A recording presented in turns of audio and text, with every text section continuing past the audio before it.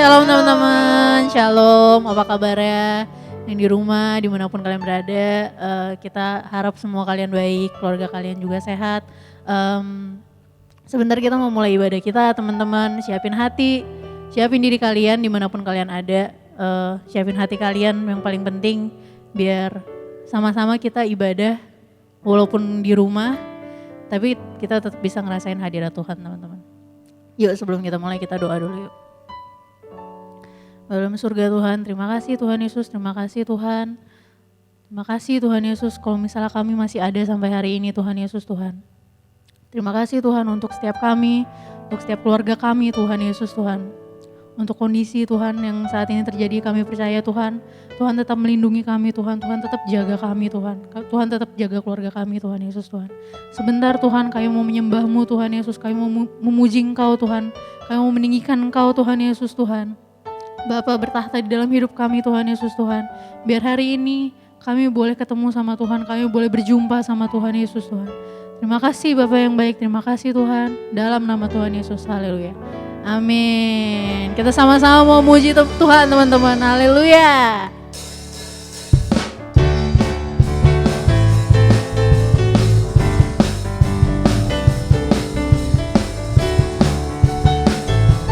Biar segala pujian, hormat kami hanya untuk-Mu Tuhan.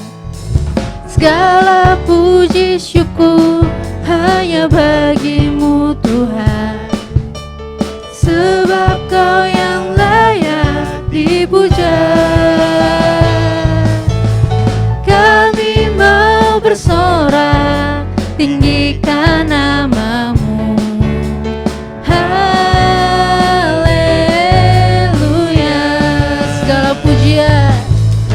Segala puji syukur hanya bagi-Mu Tuhan. Sebab Kau yang layak dipuja.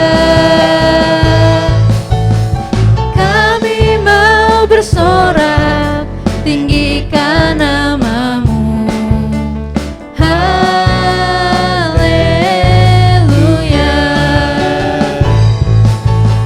Soraklah haleluya, soraklah haleluya, haleluya.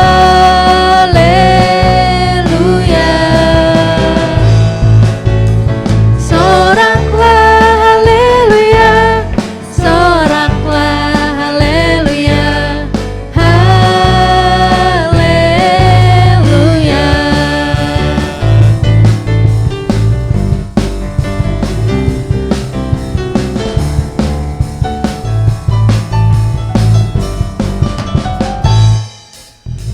Segala puji syukur hanya bagi-Mu Tuhan.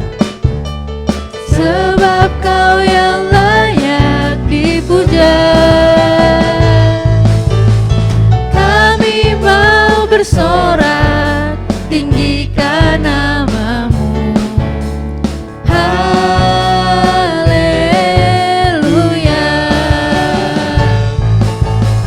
Soraklah haleluya, soraklah haleluya,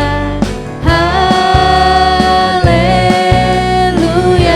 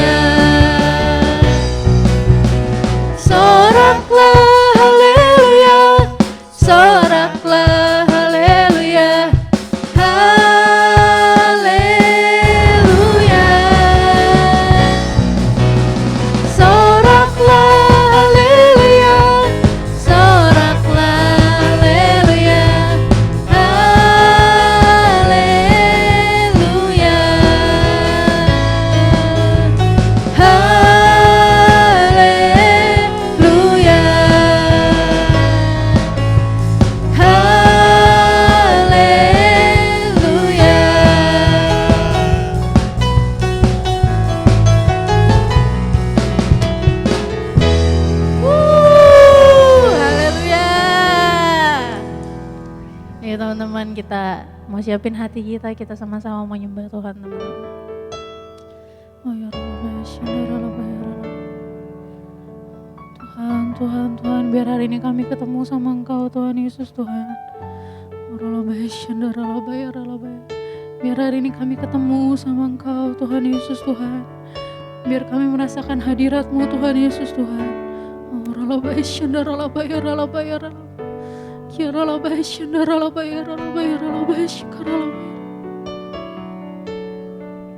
Yes Tuhan. Saat ku menyembah-Mu, Roh-Mu bekerja. Amin Tuhan. Saat ku memuji-Mu, Kau bertata di atas pujian.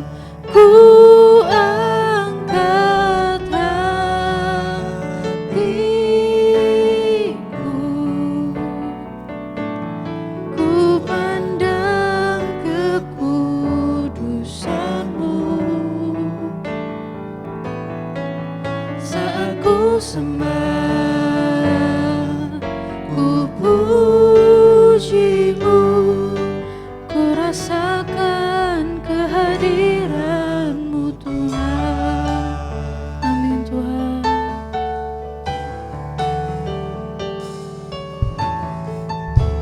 Saat ku menyembah-Mu, Roh-Mu bekerja. Saat ku memuji-Mu, Kau bertata di atas pujian. Ku angkat hatiku,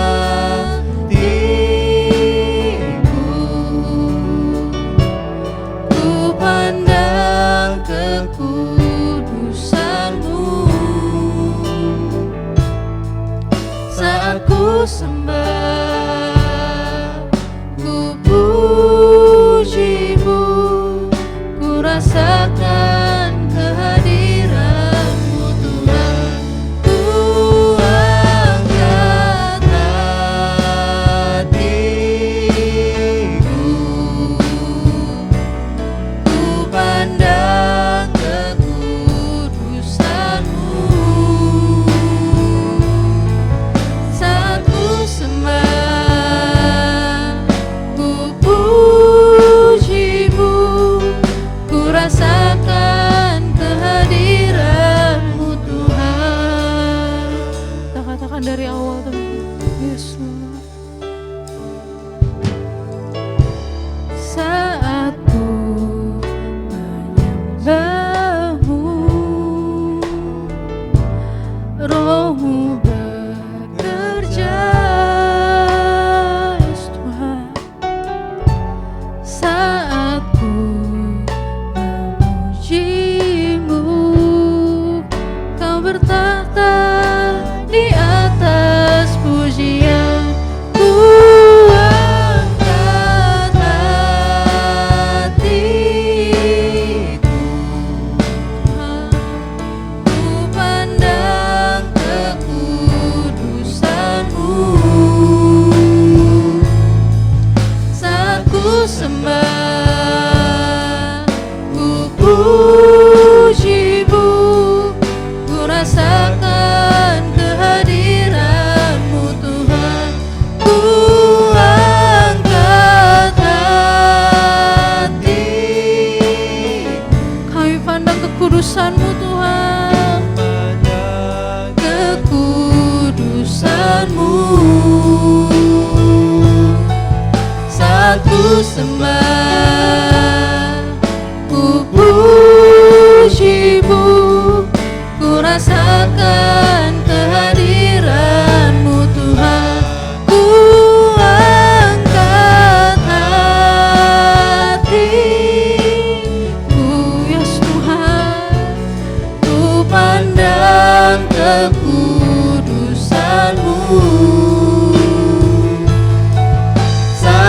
sembah, ku puji-Mu, ku rasakan kehadiran-Mu Tuhan. Sama-sama sembah Tuhan. Oh Tuhan, Tuhan, oh Yesus, kami sembah Engkau.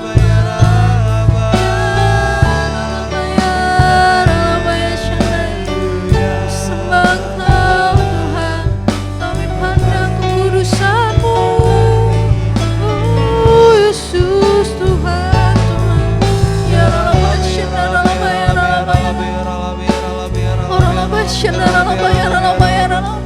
sama-sama sembah Tuhan. Dimanapun kalian berada, ayo sembah Tuhan. Oh Yesus Tuhan, Yesus Tuhan, kami angkat hati kami Tuhan, kami angkat hati kami Tuhan Yesus Tuhan. Yes Tuhan, sembah Engkau, sembah Tuhan.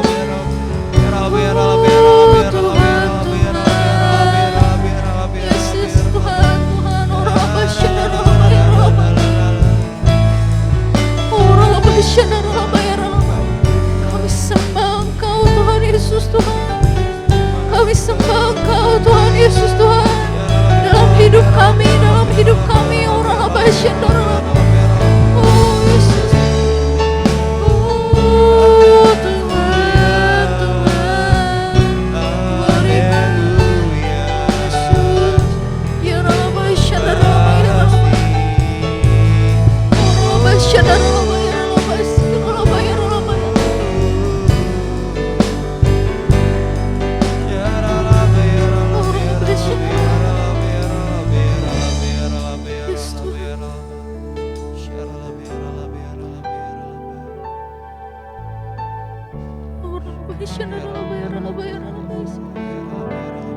ku angkat hatiku Tuhan, ku pandang kekudusan-Mu saat kami sembah, saat ku sembah,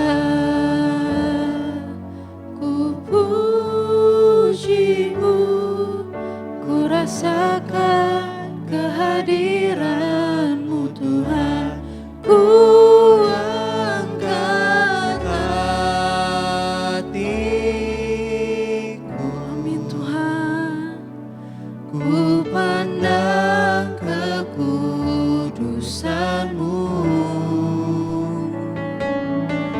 saat ku sembah, ku puji-Mu, ku rasakan kehadiran-Mu Tuhan. Yes Tuhan, ku angkat hatiku, ku pandang kekudusan-Mu saat ku sembah, ku puji-Mu, ku rasakan kehadiran-Mu Tuhan. Ku angkat hatiku, ku pandang kekudusan-Mu saat ku sembah, ku puji-Mu, ku rasakan kehadiran-Mu Tuhan.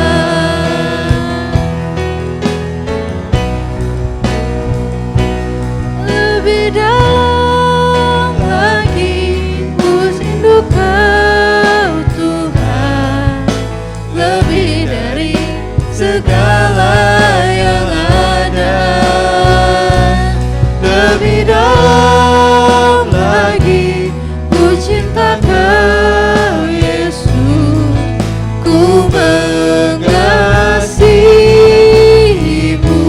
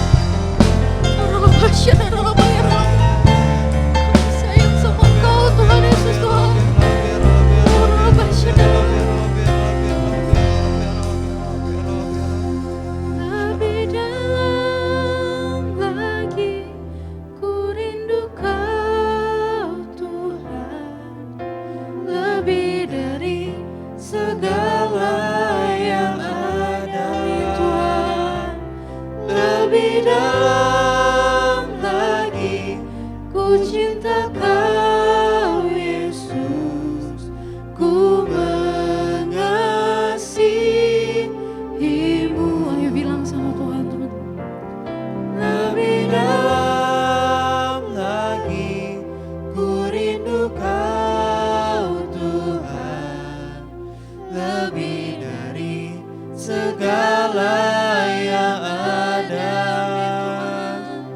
Lebih dalam lagi ku cinta Kau Yesus, ku mengasihi-Mu.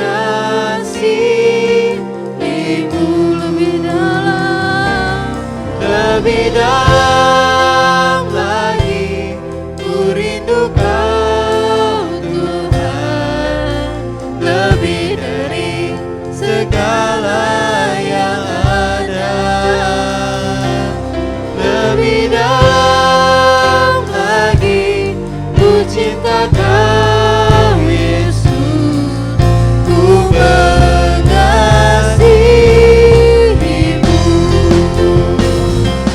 Lebih dalam lagi ku rindu Kau Tuhan, lebih dari segala yang ada.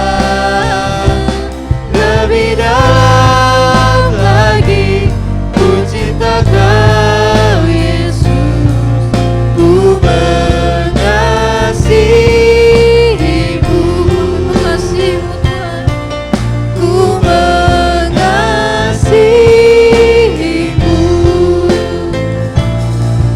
ku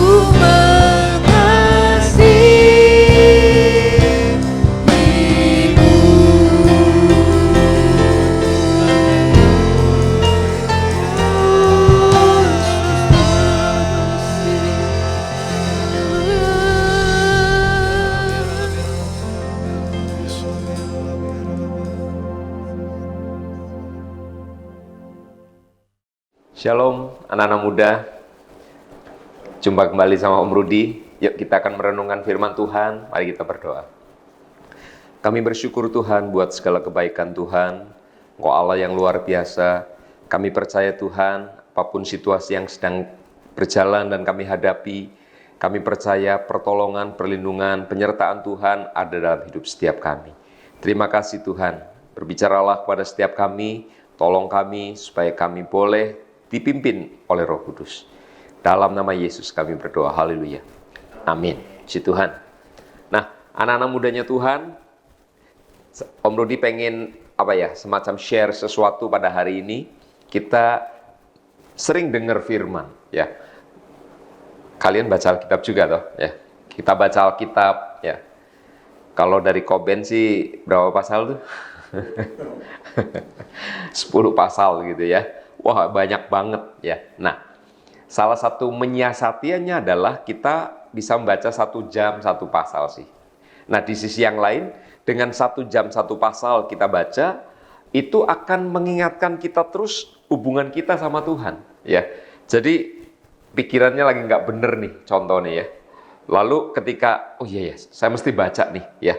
Mungkin di handphone dikasih pakai apa sih?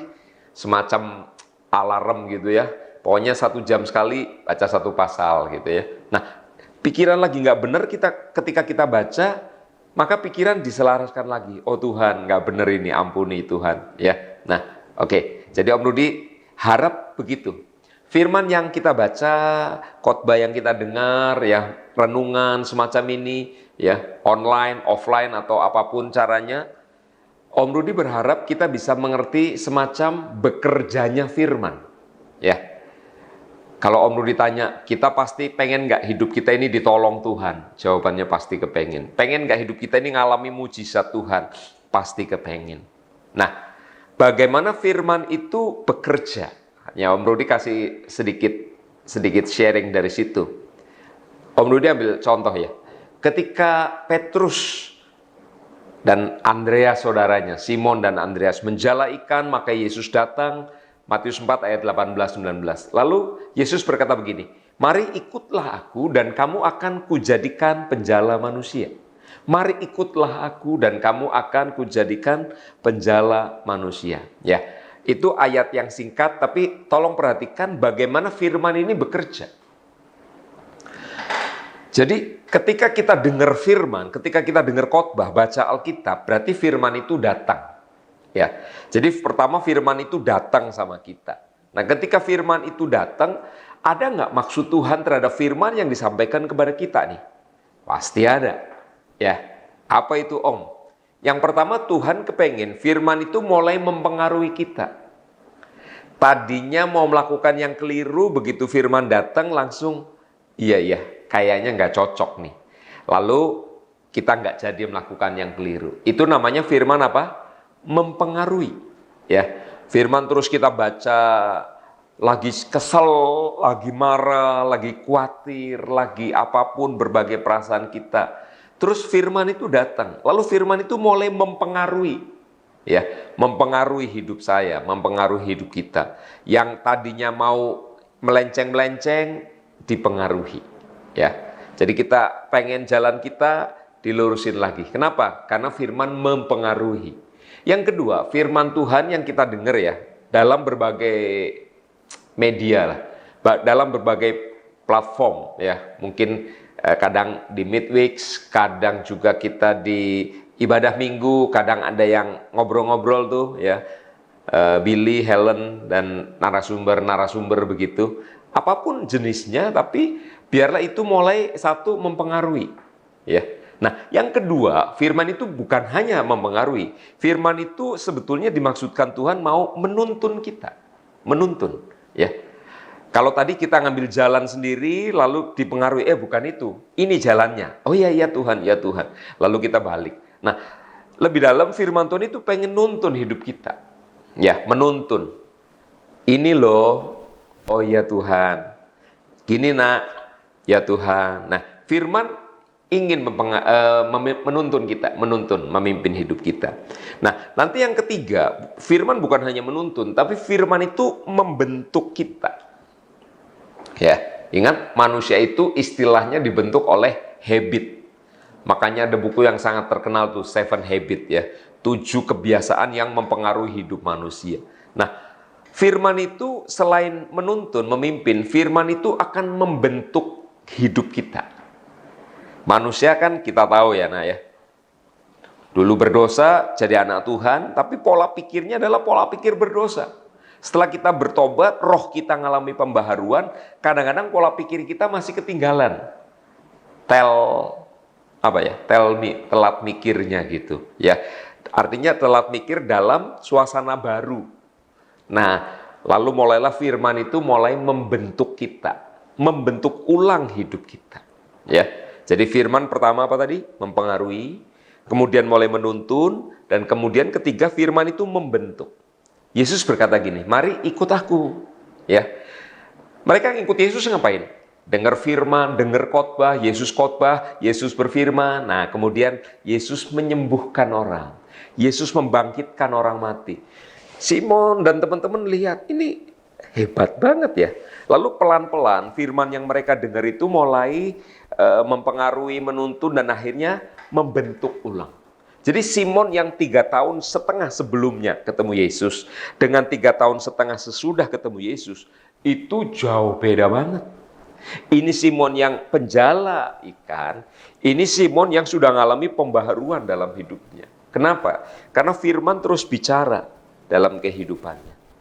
Dan ketika dia dipenuhi Roh Kudus di hari Pentakosta, Kisah Rasul pasal 2, kita melihat ketika dia berbicara, ada banyak orang dimenangkan bagi Tuhan. Nah, Simon ini adalah Simon Petrus yang sudah dibentuk hidupnya. Ya, oke. Gimana sekarang kita? Ya, kita ini kepengen berhasil Om. Ya, oh ya, yang kelas 3 SMA mungkin lagi mikirin kuliah kemana-mana. Om Rudi sarankan, ayo tanyalah Tuhan. Atau untuk membantu juga bisa nanya sama senior-senior ya, yang baru masuk kelas 3 SMA, nanti kapan-kapan Om Rudi sharing soal kayak beasiswa gitulah. Ya, kadang-kadang kan kita bingung nih, Om tak ada biaya, Om bingung Om. Nah, Om Rudi mungkin satu hari nanti akan kumpulin kalian untuk sharing soal beasiswa begitu ya, supaya kita tahu Tuhan punya jalan buat kita. Oke? Om Rudi akan baca dalam Yesaya pasal yang ke-30 ya. Yesaya pasal yang ke-30 ayat yang ke-15 dan yang ke-16. Yesaya 30 ayat 15 ayat 16. Sebab beginilah firman Tuhan Allah yang Maha Kudus, Allah Israel. Dengan bertobat dan tinggal diam kamu akan diselamatkan. Dalam tinggal tenang dan percaya terletak kekuatanmu. Tetapi kamu enggan, ayat 16. Kamu berkata, bukan, kami mau naik kuda dan lari cepat. Maka kamu akan lari dan lenyap. Ya. Katamu pula, kami mau mengendarai kuda tangkas. Maka pengejarmu akan lebih tangkas lagi. Ya.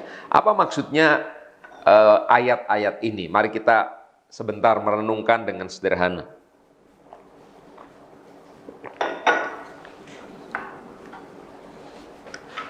Ayat ini berkata, dengan bertobat dan tinggal diam, kamu akan diselamatkan. Dalam masa-masa sekarang, orang keluhannya bosen di rumah. Ya. Nanti pas di luar kerja terus, bosen kerja. Ya. Lama di kendaraan, bosen macet. Ya. Jadi orang itu serba bosen gitu. Nah, kalau Om Rudi sendiri secara pribadi, di kantor, puji Tuhan senang. Di gereja, ya senang juga, menikmati. Di rumah, ya senang juga, menikmati. Ya, jadi kaum rebahan namanya. Rebah terus. Ya, maksud Om Rudi gini. Mungkin Om Rudi memiliki rasa syukur yang cadangannya banyak gitu. Ya, jadi di mana-mana Om Rudi bersyukur. Di kantor, ya puji Tuhan. Di rumah, puji Tuhan juga. Sama buat Om Rudi, ya. Karena Om Rudi bisa ngerjakan apa-apa di mana-mana begitu, ya. Kan Om Rudi banyak mikir dan sebagainya. Nah, oke, sekarang cerita lagi di rumah. Ketika di rumah, ketika orang kemudian ngumpul sama keluarga. Nah, sisi baiknya adalah anak-anak dan mama papa jadi semakin dekat fisiknya gitu ya.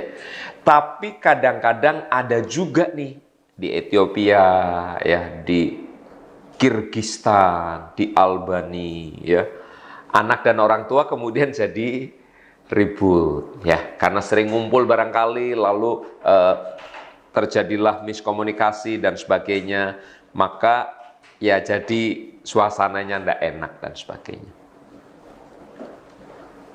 Yang lain, dalam kehidupan anak-anak, kehidupan orang dewasa, kadang ada hal-hal yang dimana kita ini melakukan kesalahan, ya, melakukan dosa.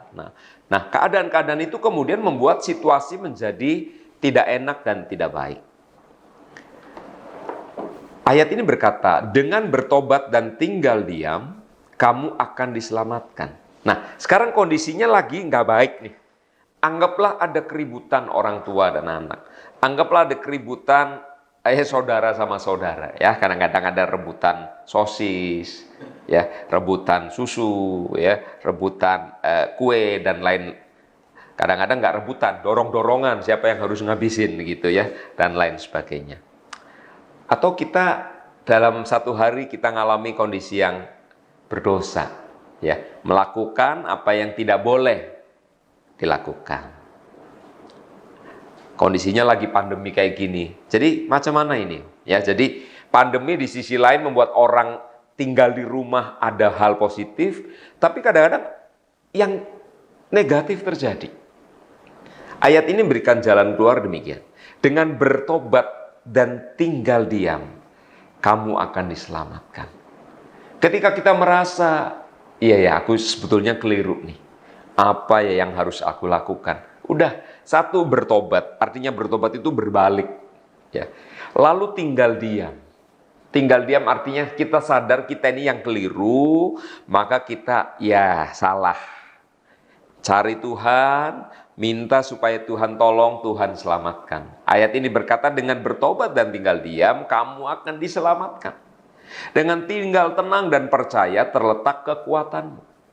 Ketika kita dalam kondisi yang tadi, Om Rudi sebut aja berdosa gitu ya, macam-macam ya, yang menjadi sorotan mungkin dengan sekarang media ya, itu apa ya istilahnya ya, sex impurity, ketidakkudusan seksual.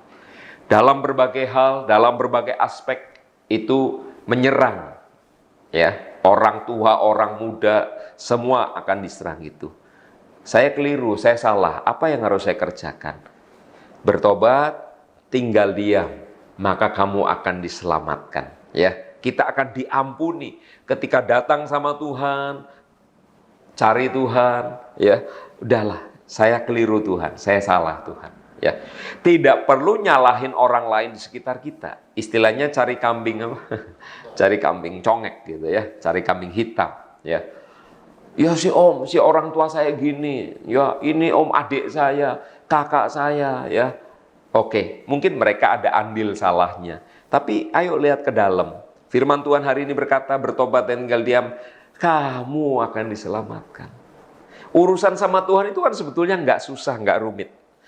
Diam, cari Tuhan dalam doa kita, bilang Tuhan saya keliru, saya salah, cari Tuhan ya. Udah, tenang, diam, maka kamu akan diselamatkan. Lalu dalam tinggal tenang dan percaya, oke, saya nggak mau percaya pada diri saya sendiri. Saya mau mempercayai Tuhan. Karena banyak orang berpikir dengan kekuatannya sendiri itu dia bisa ngatasi. Apalagi persoalan kedagingan. Ingat, kedagingan itu dari mana?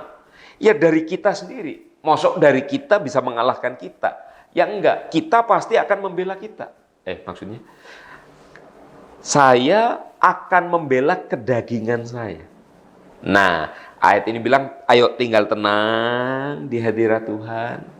Percayalah sama Tuhan, ya. Maka dikatakan kekuatanmu ada nanti. Di situ terletak kekuatanmu, ya.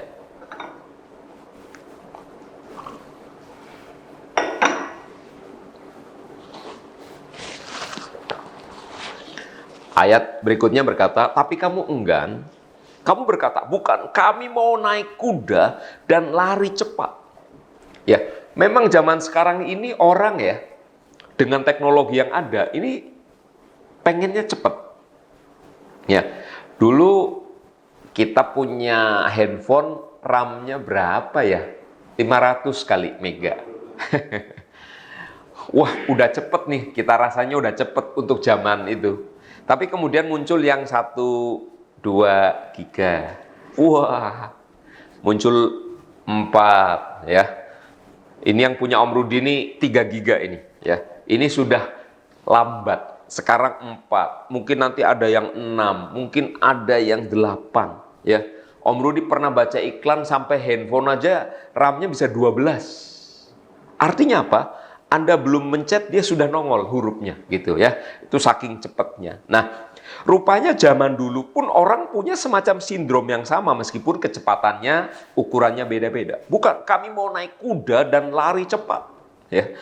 Bukannya tinggal diam di hadirat Tuhan, tapi kita pengen beraktivitas dan memperbanyak aktivitas. Kami pengen naik kuda. Ingat, kuda itu lambang kecepatan dan kekuatan. Dan lari cepat. Ayatnya berikutnya berkata, maka kamu akan lari dan lenyap.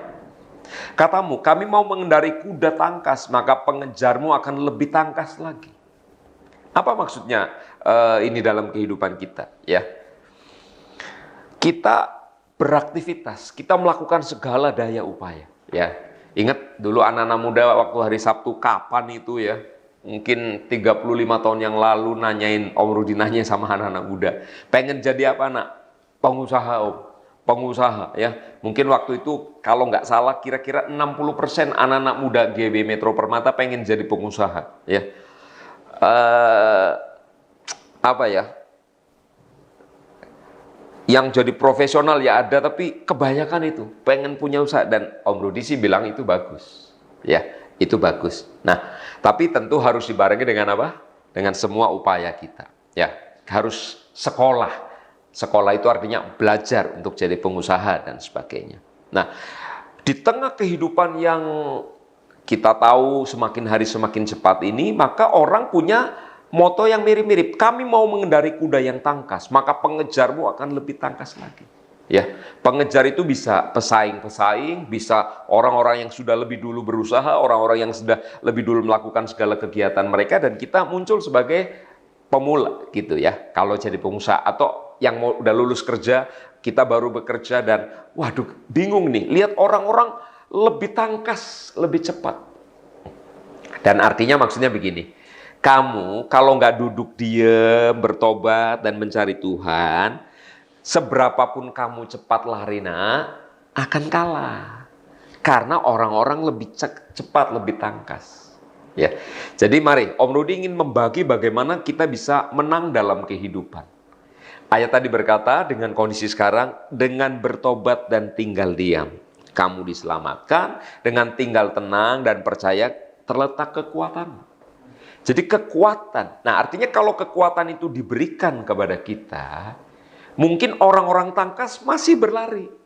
Tapi dengan kekuatan itu kita bisa memenangkan orang tangkas, kita bisa lebih cepat dari orang yang cepat. Ingat, ada masa, ada ruang di mana kita bersama-sama dengan Tuhan. Ya, mungkin ini seperti apa ya? Nasihat tua, nasihat kuno yang itu melulu sih Om, suruh doa melulu. Loh nak, dalam kondisi yang sekarang, kita mau mengandalkan apa? Mengandalkan siapa? Om Rudi kasih tahu nak?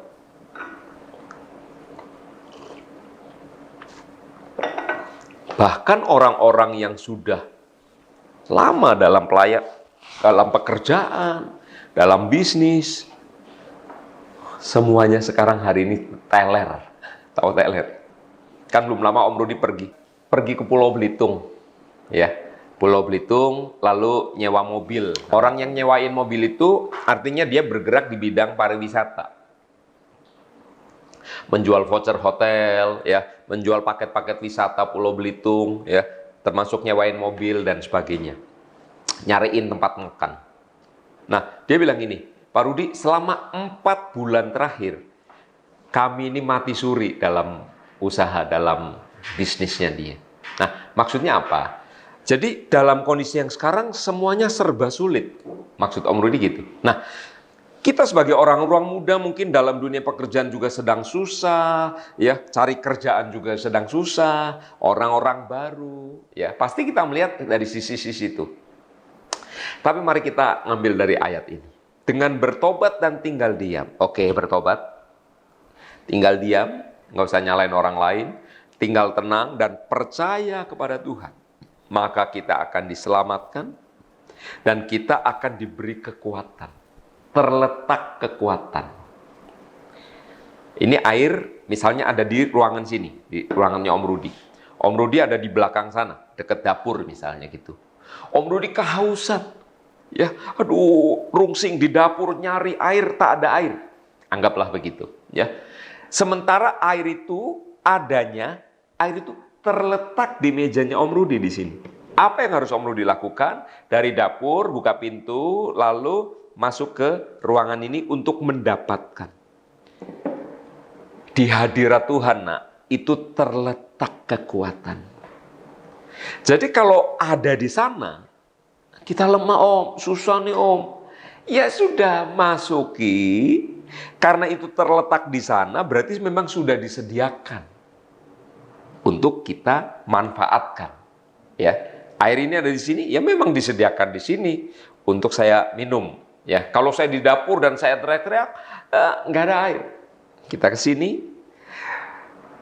Dalam tinggal tenang dan percaya, tentu percaya sama Tuhan, karena yang berkata firman Allah yang Maha Kudus Allah Israel, terletak kekuatan.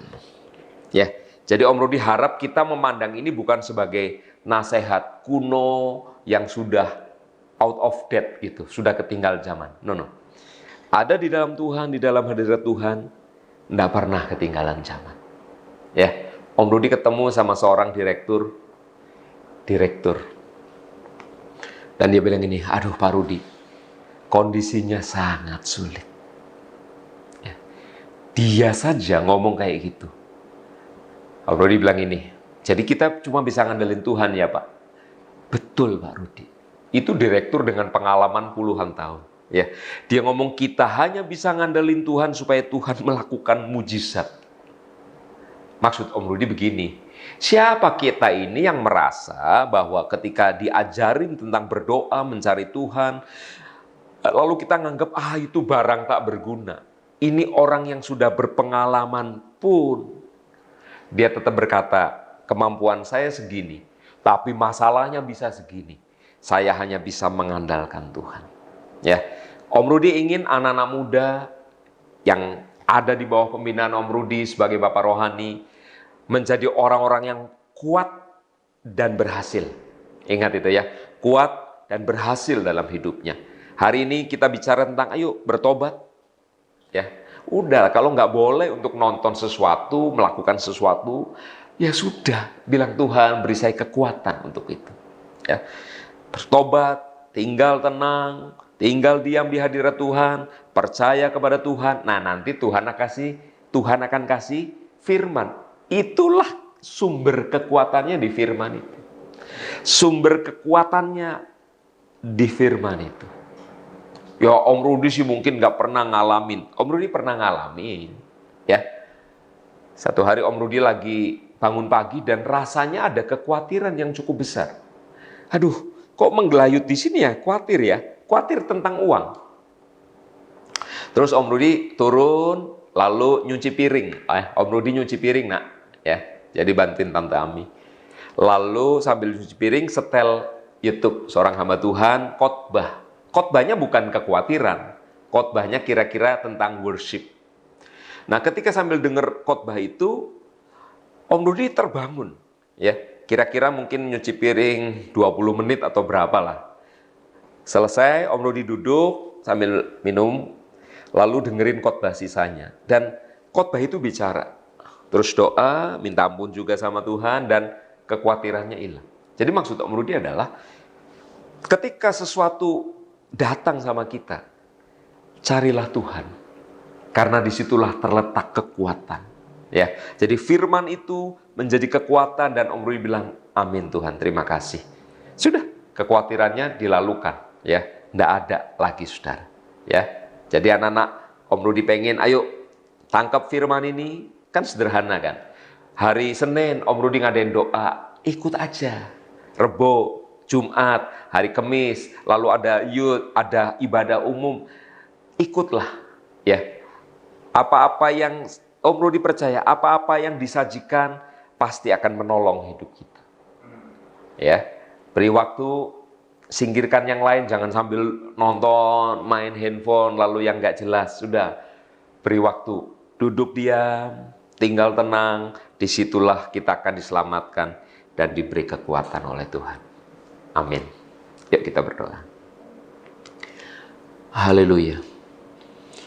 Tuhan, terima kasih buat segala kebaikan Tuhan. Hamba berdoa untuk anak-anak muda di tempat ini Tuhan, di GB Metro Permata. Aku berdoa di dalam nama Yesus, biar kasih karunia Allah turun atas mereka. Mungkin ada di antara anak-anak muda yang sedang menonton ini dengan berbagai masalah dalam hatimu. Atau ada dosa dalam hatimu, dalam hidupmu. Mari, angkatlah tangan, izinkan Om Rudi berdoa. Dan menegaskan kembali dengan bertobat dan tinggal diam. Engkau akan diselamatkan. Dengan tinggal tenang dan percaya, engkau akan mendapatkan kekuatan. Karena di hadirat Tuhan, terletak kekuatan Tuhan. Aku berdoa buat anak-anak muda yang mengangkat tangan pada saat ini Tuhan. Biar Tuhan tolong hidup kami. Bebaskan dari dosa, ampuni kami Tuhan, dan kami mau berjalan dalam rancangan Tuhan yang indah. Terima kasih Tuhan, biar anak-anak muda menjadi anak-anak muda yang kuat dan berhasil dalam hidup mereka. Terima kasih Tuhan, nama Tuhan ditinggikan, dimuliakan. Kami akan tutup ibadah pada hari ini dalam nama Yesus. Mari angkat tangan. Terimalah segala berkat yang besar dari Allah Bapa kita, di dalam Kristus Yesus Anak yang tunggal. Penyertaan dari Allah Roh Kudus menyertai kita semua hari ini sampai selama-lamanya. Yang percaya sama-sama katakan amin. Tuhan Yesus berkati.